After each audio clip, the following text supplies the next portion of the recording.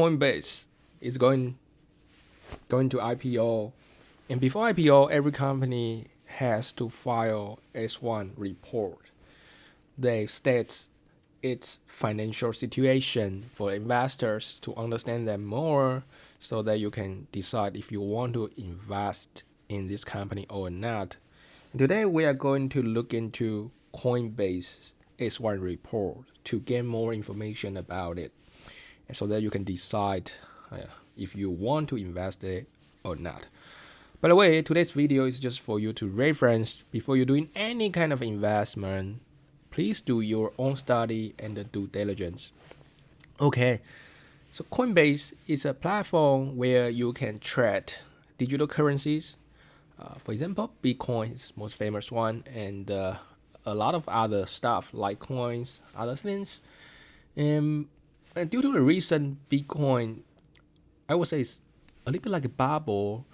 A lot of people put in their money to Bitcoin, so the transaction of Bitcoin is just getting very, very large, and they also affect the kind of boost the business of Coinbase by quite a lot of amount. So you can see the Bitcoin, the price of Bitcoin is almost 60,000. Okay, I will raise some concern about this later on. And this is the Coinbase system. You can even see the Bitcoin's movement. It's just like what you can see from the stock market. And some numbers of Coinbase, it has monthly transacting users. It's around 3 million, 2.8 million. Its verified users actually are a lot. There's 43 million. So if you do the kind of math, you can see the ratio of its users that's really actively trading is not a lot. Okay, and this is the lifetime trading volume. It means like from its beginning to now, how much value of dollars it kind of doing the transactions on this platform, and it's 456 billion US dollars. And the assets on platforms, it means total amount of the digital currencies, how much the total amount of digital currencies on this platform worth. It's worth 90 billion. Okay, so let's just look into what are the Coinbase users. The majority of their users, I would say, is retail users like you and me. If I want to buy Bitcoin, the easiest way for me to do is to register a Coinbase account and use Coinbase to buy Bitcoin. And it's easy to use platform. It's really easy to use. You just use the mobile app, and a few clicks, I can buy Bitcoin. And there are also institutions they are using this, mostly like hedge funds, if they want to buy some Bitcoin to do some investment, or they can use Coinbase. And money manager, this is type of money managers can also use this. And another kind of user is ecosystem partner. They are like a developer. For example, if you are a developer, you want to integrate like a Bitcoin to your platform for transactional purposes, or some other things. Coinbase provides certain things. I guess it's APIs for you to use. I didn't really dig into this aspect, but I believe they provide certain tool for you to integrate digital currencies to your system. And the merchants is more like if you are a company, you want to let people to pay by Bitcoin, you probably can use Coinbase system. Okay, so what are the applications of crypto? There are a few. The store of value, I think majority people are using these. I would rather say store of value is more like people seeing Bitcoin those kind of digital currencies as investment. So people put a lot of their money on that, and hope Bitcoin will raise its price in the future. It's like people buying gold, and some majority of people buying gold is actually they're hoping they're just doing some hedge. But people buying Bitcoins like they think they are buying stock. They will just the prices will just continue to go up. But is that really the case? I don't know, but that's how majority of people using that. And crypto, the actual purposes of crypto is actually doing cross-border payments. Because now if you want to make a transaction from Japan to the US, it's very troublesome. You need to do the transaction that involve at least 3 banks, like your bank in Japan, bank in US, and some middle layer. And it usually takes at least a day or 2 to complete this transaction. But with cryptocurrencies, you can do this within seconds. So that's the main purpose of one of the main purposes of digital currencies. Okay, another is a peer-to-peer financial. It's like one person can lend money to another person fairly easily. And that's the detail is fairly complex. I'm not going to dig in. And you also can do some trading with crypto, of course. So well, the advantages of this Coinbase platform is they already integrated over 15 native blockchain, over 15 digital currencies. And they have some network effects because of when more people using this, it's easier to use Coinbase to do transactions. I mean, the peer-to-peer or they kind of different transaction or merchants, users to merchant. And also, when there are more users using Bitcoin, using Coinbase to trade Bitcoin or other digital currencies, you can easily sell your Bitcoin to other users on this platform. So it's more liquid. Your asset will become more liquid. So that's a big advantage. So here is the statement of operations data, which will give us lots of hints. Let's just look into it.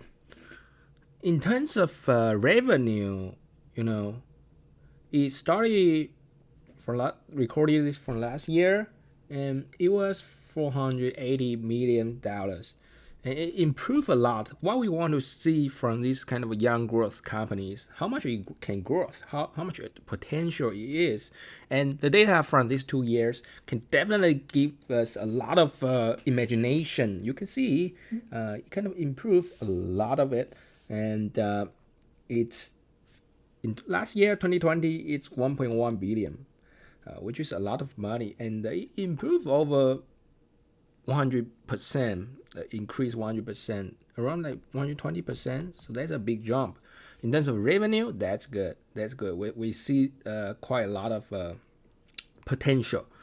And this is just net revenue. If we just see the total revenue, it's also a similar trend. Total revenue is about 1.2 billion US dollars. And let's just see how much it costs to run their business, which is from the operating expenses category.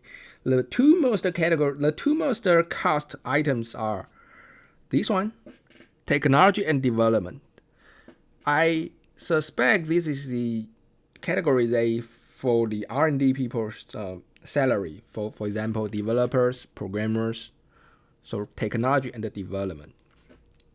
And so that's a very expensive expense for a tech company, which is understandable. And how much it is actually a lot of money. 270 million. That's definitely very expensive. And if you divide this, it's almost like 22% of its revenues. So that's very expensive one. And another very expensive one is general and administrative. So I think it's the people they used to do some admin for this stuff. And when you're making transaction, maybe there's some manual work behind that. A lot of them are done programmatically, but they maybe still need some people to manage they kind of things. So they kind of expenses here. I would really say this kind of accounting categories is not really suitable for really quantify a tech company. It's just like old-fashioned way to do, but that's the old data we can get, and these are around 280 millions. So that's very expensive, very expensive. So these two big category accounts for 50 550 million US dollars. It's almost half of its revenue. Okay, so if we look at the our operating expenses, it's 800, over $800 million, and operating income, which is you subtract your revenue from your operating expenses, then you get 400 million. That's your operating income, which is positive compared to last year. Last year was negative. And if we see the technology and the development cost, last year was 180 million. It increased by 50%. And for the administrative cost, it increased. Okay, it's not a lot. It's maybe 20%. So we can see the revenue, the speed of revenue increasing is actually faster than the expenses increase. So that's the reason you can make some profit this year. And it's not a net profit. For net profit, we still need to see how much tax it pay, and subtract those kind of thing that taxes, and you can see the net income in last year was 30 million negative. Now this year, last year I mean 2019, and in 2020 is over 322 million US dollars profit. So that's quite decent profit. But you also need to consider its stock price. I mean, for this profit, and the growth rate, how much you want to pay, you need to decide by yourself. Okay, so this is the net income to common shareholders. So this is the number of outstanding shares. So the basic outstanding shares, there are over 100 million out there. If you divide the net income to outstanding share, you got the EPS, then it's around 1.5. And if this 1.5 for this high growth company, and if its share price really like from the secondary market is $300, it's very expensive. So far, there will be the PE ratio will be over 100. But definitely for this young growth company, PE ratio may not be that meaningful. You need to know how much, because it's growth. The current revenue, the current profits doesn't mean its future profit. Its future profit will be very different from its current profit. You need to consider how to model that, which we couldn't do too much by just looking at 2 years data. We need to look into its business model more carefully. So let's just go on. And this is its price, and the risk is for the Coinbase, I think so far is Bitcoin. It can be, is Bitcoin really a bubble or not, right? So let's just see its balance sheet. Okay, so its balance sheet tells us it has quite a lot of liability. If you look at its total liability, 430 million US dollars, and if you look at into its cash and the cash equivalent, which is very liquid assets, is around 100 million. So it couldn't pay its total debt by its cash. I couldn't tell you it's like how much is this debt long term or short term, but whatever. This just tells us something. It has some leverage. Okay, so let's just see. This is I think the most important thing. If you are evaluating the network, social network, or some high growth company, number of users will be very important metrics for you to understand how much potential it can grow growth. So the verified users in 2019 it was 32 million, and last year 2020 was 43 million. An increase over 34%. That's a good growth. That's a good growth. It still needs much more growth to justify 100 PE ratio, which we still don't know yet. This is just my guess from the secondary market price. Okay, and the monthly transacting users, I think that's more important than verified user, because verified user, the user that's verified doesn't mean they're actively trading. The one who's trading a lot actually increased by quite a lot. In 2019 it was just 1 million, and last year it's 2.8 million. But you need to consider that last year was Bitcoin was super hot, so they would definitely make the active users more, and you can see almost like a tenfold increase. Okay, so and we also can see the access on the platform, which is how much their digital currencies worth on the on the Coinbase. It increased by 4 times. That's insane, and that's definitely caused by more users using, and another reason is Bitcoin's price jumping. So the total access worth will definitely increase a lot, and trading volume also increased a lot. 140%. So you can see the growth wise good, but a lot of growth was triggered by Bitcoin price, and maybe there's a bubble. Better watch out for. And the net income definitely, just like I say, increased quite a lot, and that's just what you can consider. And the risk, like I say, is Bitcoin. Bitcoin's price, you can just check a Bitcoin price. Like recently, it's like this one. It's increasing really, really fast, which draw a lot of people who have never heard of Bitcoin into this company. It's one of the indicator of bubbles. So it will trigger the price. It's kind of positive feedback loop. When the price is rising, then more people will start hearing the stories about Bitcoin, and they come in and invest more, and the Bitcoin price jump up more, and there are more news coverage, and more people like hear about this. Your taxi drivers, you just your parents, your grandparents, and they hear about a lot of Bitcoin, and they invest. Then the price jump again. Then it kind of continues its positive feedback loops. That's very dangerous. I will really tell you. And maybe until one day people realize, oh, what's the point of like one Bitcoin worth $100,000? That's almost insane. Okay, just you make the charge by yourself. It's up to you, your decision.